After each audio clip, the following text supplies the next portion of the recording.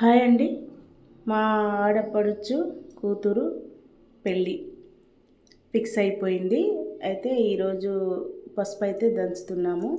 పసుపు దంచినాకనే అన్ని పనులు చేయాలి కాబట్టి పసుపు దంచుతున్నాము. ఈరోజు అందరం కలిసి ఇసురాయి వేసాము. తమలపాకులు, పసుపు కొమ్ములు ఇవన్నీ తెచ్చి మనం కొట్టే వాటికి కూడా పసుపు దంచే వాటికి కూడా చిన్న చిన్న రాళ్ళలా ఉంటాయి. వాటికి కూడా ఇవి తమలపాకులు రెడ్ దారంతో కట్టేసి పువ్వులతో గులాబీ రేకులతోటి మంచిగా అలంకరించేసి అందరం కలిసి పసుపు దంచుతాము. పసుపు దంచినాక అన్ని పనులైతే మొదలు పెడతాం.